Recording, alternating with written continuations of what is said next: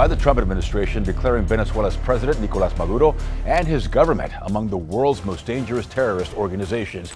Have you made up your mind on what you'd like to do for as far as action? I sort of made up my mind, too. I mean, I can't tell you what it would be, but I sort of made it. At 4:20 a.m., the battlefield was not an American street filled with armored vehicles, but a small, silent target, drifting in the vast darkness of the open ocean. A single boat, no different at first glance from hundreds of fishing vessels, had been tracked from the air for hours, its movements quietly mapped long before it ever realized it was being watched. There were no sirens, no boarding teams, and no handcuffs, only a final command, a sudden flash in the sky, and then the vessel vanished from the surface of the sea. Much like ordinary apartments that later reveal hidden criminal networks after federal raids, this modest boat concealed an entire transnational drug route that had fed violence and addiction for years. Subscribe to military power, because this strike was not an isolated event, but the opening signal of a new kind of war unfolding far from shore. American military aircraft and unmanned systems tracked and destroyed a vessel suspected of carrying narcotics in the eastern Pacific Ocean, marking a moment that showed how far the fight against organized crime has shifted away from traditional law enforcement. Far from any coastline and beyond the reach of routine patrols, the small boat moved across open water in a way that had become familiar to analysts who watched drug routes every day. From above, the ocean looked empty and calm, yet it was filled with invisible lines of surveillance, where satellites, aircraft, and long-range sensors quietly followed every change in speed and direction. The men on board likely believed distance alone would protect them, because for years the open Pacific had served as a broad shield against pursuit and arrest. That belief no longer matched reality. The tracking phase began long before the vessel reached the area where it would be destroyed, relying on patient observation rather than sudden confrontation. Military sensors compared the boat's course with known trafficking paths that stretch from South America toward North American markets.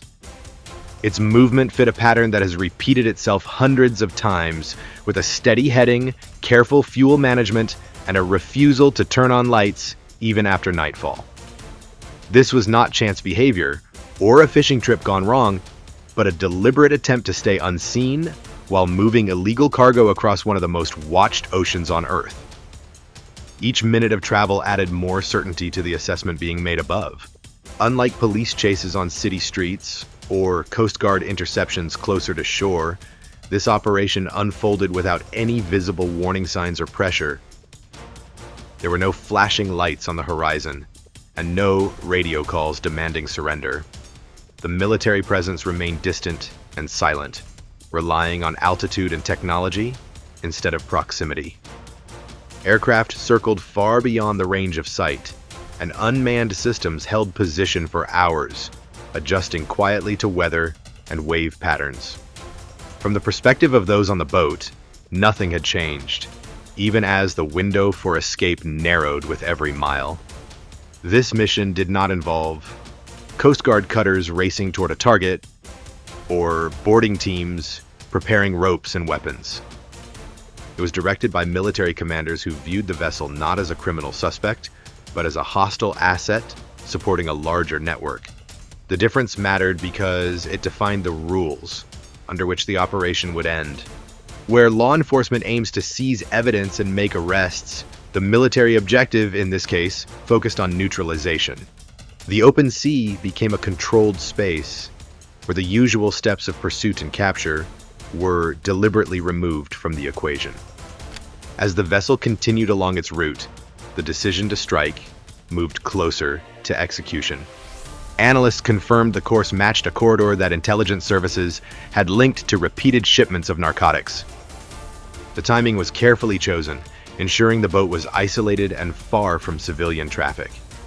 In these waters, there would be no witnesses and no confusion about what had happened. The strike would be swift, decisive, and irreversible. When the order was given, It came without ceremony and without delay. A single action replaced hours of quiet tracking, and the result was immediate. The explosion erased the slight silhouette from the surface of the water, leaving behind only debris and a spreading stain on the sea. 4 men were killed in the blast, and the vessel was destroyed beyond any chance of recovery.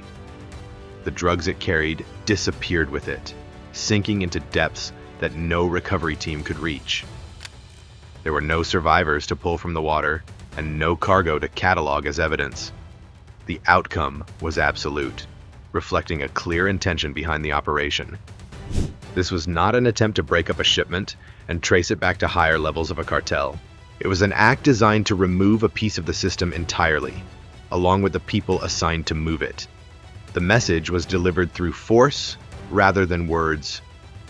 For decades, drug trafficking at sea had followed a familiar cycle of pursuit, capture, and prosecution, even when the odds favored the smugglers. In this case, that cycle was deliberately abandoned. The men on the boat were never given the chance to surrender, and the cargo was never meant to reach an evidence locker. The objective was to ensure that neither the vessel nor its crew would ever be involved in future shipments. Supporters of this approach argue that it reflects the scale of harm caused by the drug trade, which continues to claim lives in American cities every day. They see the destruction of the boat as a necessary step in confronting organizations that treat human beings as disposable tools. Critics question whether military force should replace arrest and trial, especially in international waters where legal boundaries are complex. The debate remains unresolved, cutting across both political and legal lines. What cannot be disputed is the signal sent by this strike. The Eastern Pacific is no longer a quiet transit zone, where distance and darkness once provided safety. It has become a monitored space where movement alone can invite lethal consequences. For traffickers who once relied on the vastness of the ocean to hide their operations, the rules have changed. As this campaign continues, the question facing the United States is whether this use of military power represents a temporary measure or a lasting shift in how organized crime is confronted beyond the shoreline. Should the country continue to rely on force at sea, or should it return to arrests and courtroom battles as the primary tools of justice? Share your thoughts in the comments, because the answer will shape the next phase of this conflict. The destruction of this vessel was only the first layer of the story, and the full consequences of the strike become clearer when the confirmed deaths and total loss of the boat are examined in closer detail. The United States Southern Command publicly released footage that confirmed the strike at sea was a deliberate act of lethal military force, removing any doubt about how the operation should be understood. The images showed no boarding teams, no warning signals, and no attempt to stop or search the vessel. Instead, they captured a sudden burst of violence that left the boat in flames and then erased it from the water entirely. This was not presented as an accident or a confrontation gone wrong. It was framed as a completed military action carried out with clear intent and authority. By releasing the footage, Southern Command made a statement that went beyond the destruction of a single target. The message was that this was not a raid, and it was not a pursuit aimed at arrest. No commands were issued to surrender, no efforts were made to turn off the engines, and no plans were made to recover evidence or detainees. The strike followed the logic of the battlefield rather than the logic of policing. The ocean was treated as a combat zone, and the vessel was treated as a hostile element within it. This distinction shaped how the event would be discussed, judged, and remembered. For years, operations against drug smuggling at sea had been described using the language of law enforcement. Even when heavily armed units were involved, the goal was usually capture and prosecution. In this case, that language was set aside. Southern Command confirmed that what occurred was a kinetic strike, a term used in military planning to describe the application of physical force designed to destroy a target. This was not a symbolic label. It defined the rules of engagement that applied in that moment, and it explained why the outcome was final rather than procedural. The decision to make this classification public carried weight. It signaled that the United States was willing to acknowledge the use of military power outside traditional war zones when facing specific threats. By doing so, officials accepted that the strike would be viewed through the lens of armed conflict rather than criminal justice. This transparency removed ambiguity, but it also opened the door to broader questions about how far such authority should extend. Still, the immediate effect was apparent. The government stood by the action and described it as lawful under its chosen framework. This confirmation did not emerge in isolation. It was tied directly to a broader shift in how the Pentagon defines and confronts organized crime at sea. At the center of that shift was a change in terminology that carried real consequences. The group associated with the destroyed vessel was classified not as smugglers or traffickers, but as narco-terrorists. This label altered how planners assessed risk and response. It moved the problem from the realm of enforcement into the realm of conflict. Under this framework, narcotics were no longer treated only as illegal goods. They were described as resources that sustain hostile networks, funding violence, corruption, and instability across borders. In military strategy, such resources can be targeted to weaken an opponent. This idea has long been applied to fuel depots and supply convoys in conventional wars. By extending the same logic to drug shipments, the Pentagon created a justification for using force rather than arrest. The shift was conceptual, but its impact was practical and immediate. Once narcotics were defined as war-sustaining material, the role of those transporting them also changed. Crews were no longer seen simply as criminals trying to evade capture. They became participants in an operation that supported a larger hostile system. Within this reasoning, the act of transport itself placed them inside the scope of military action. This interpretation removed the expectation of surrender or trial and replaced it with the possibility of destruction. The sea in this view became a front line rather than a transit space. This doctrinal change significantly altered the decision-making process in the field. Military planners could prioritize speed and certainty over restraint and evidence gathering. The emphasis shifted toward denying networks their resources rather than dismantling them through the courts. Supporters of the policy argue that this approach reflects the scale of the threat posed by drug trafficking organizations that operate with discipline, funding, and reach similar to armed groups. They see the use of force as a necessary response to an enemy that shows little regard for law or life. Critics warn that such changes blur essential boundaries. They argue that expanding the definition of combatants risks drawing the military into an open-ended struggle without clear limits. Questions arise about accountability, oversight, and the potential for mistakes in environments where identification relies heavily on intelligence. These concerns have not stopped the policy from moving forward, but they shape the debate that follows each public confirmation of the use of force. The release of the footage brought these tensions into view. What makes this moment significant is not only what happened at sea, but how openly it was acknowledged. By confirming the strike as a military action, the United States set a precedent that will influence future operations. Other crews moving along similar routes must now consider the possibility that they will not be intercepted or detained, but destroyed without warning. This knowledge changes behavior and calculations on both sides of the conflict. It raises the stakes for everyone involved. The admission also affects how allies, partners, and rivals interpret American intent. Using military power against drug networks signals a readiness to escalate beyond traditional boundaries. It suggests that certain criminal activities are now viewed as direct threats to national security rather than as matters for courts alone. This perception may encourage cooperation in some regions and resistance in others. The consequences will unfold over time, shaped by reactions beyond the immediate scene of the strike. As the story continues, attention turns from confirmation to consequence. The classification of narco-terrorists and the acceptance of kinetic action invite closer scrutiny of where this approach leads next.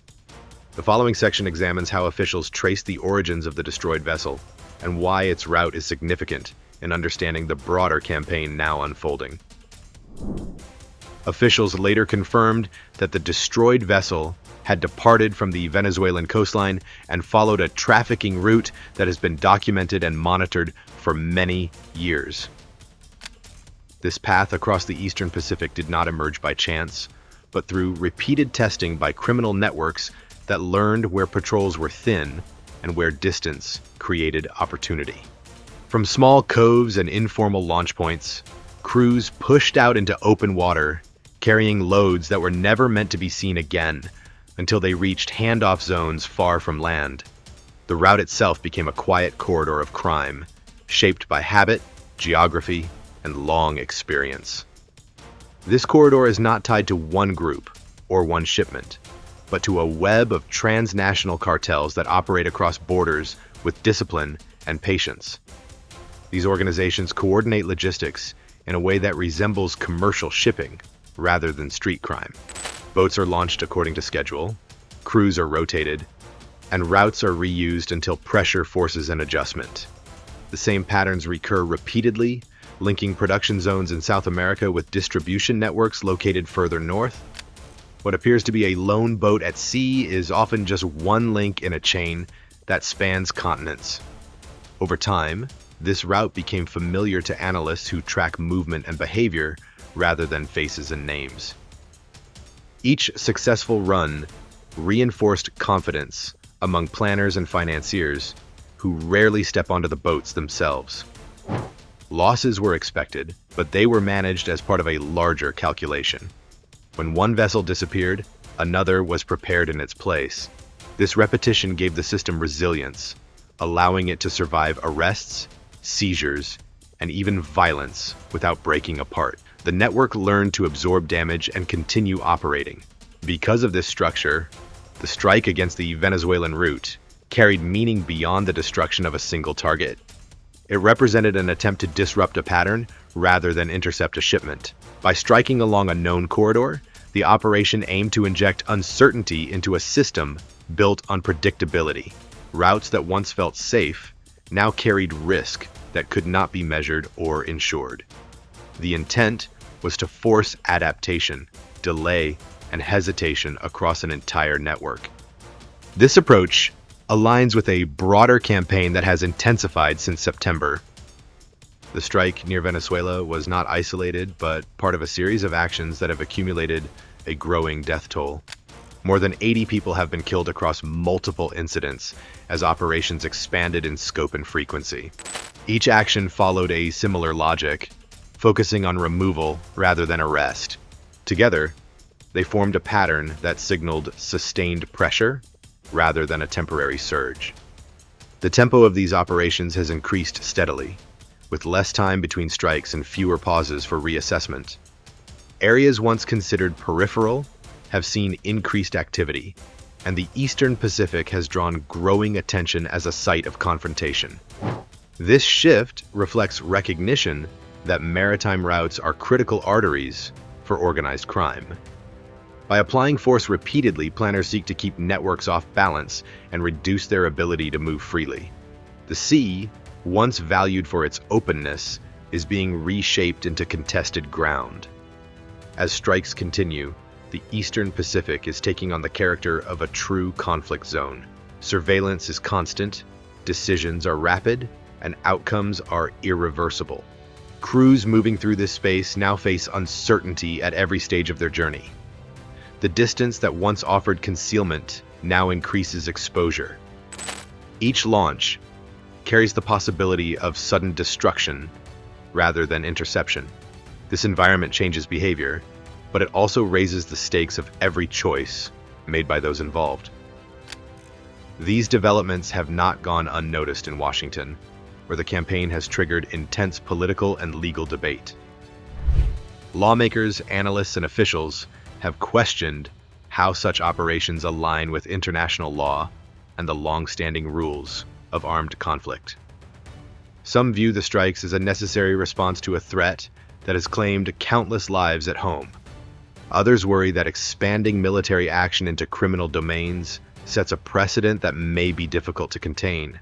Supporters argue that national security necessitates robust measures when traditional enforcement fails to prevent harm. They point to the scale of drug-related deaths and the sophistication of cartels as justification for a harder line. From this perspective, the use of force at sea is framed as defense rather than aggression. It is seen as an extension of the responsibility to protect citizens from organized violence and exploitation. Opponents caution that blurring the line between war and law enforcement risks undermining legal norms built to prevent abuse.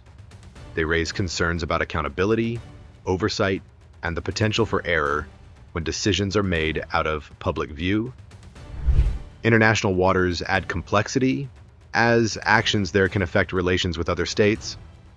These voices do not deny the threat posed by trafficking, but question whether military solutions create more problems than they solve. The debate has intensified as the number of strikes has grown. Each new incident adds urgency and emotion to discussions already marked by division. Hearings, briefings, and statements reflect a struggle to define limits while confronting pressure for results. No clear consensus has emerged, but the conversation itself indicates that the campaign has transitioned from quiet operations to the public eye. What was once distant now demands explanation. Despite disagreement, one point is shared across positions. The Eastern Pacific is no longer viewed as a neutral space in the fight against organized crime. It has become a focal area where policy, force, and law intersect. Decisions made there will influence how similar threats are handled elsewhere. The choices carry implications that extend beyond any single route or network. As attention turns forward, the question is not only how routes will change, but how the balance between force and restraint will be managed. The campaign continues to evolve, shaped by outcomes at sea and reactions on land. Understanding this tension sets the stage for examining what comes next, as conclusions are drawn and future paths are considered in the final section. The destruction of a single boat in the Eastern Pacific now stands as a clear marker of how the fight against organized crime has changed. What was once handled through interception, arrest, and courtrooms ended instead with fire and silence at sea. 4 lives were lost, a shipment was erased, and a vessel that had moved quietly along a familiar route disappeared beneath the surface.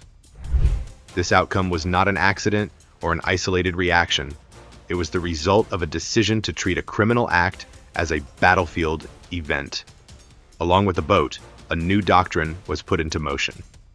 By defining specific drug networks as hostile forces, authorities opened the door to using military power where law enforcement once held the lead. This shift matters because it changes expectations on all sides. Smugglers can no longer assume they will face handcuffs if caught. Commanders no longer plan around arrests and evidence.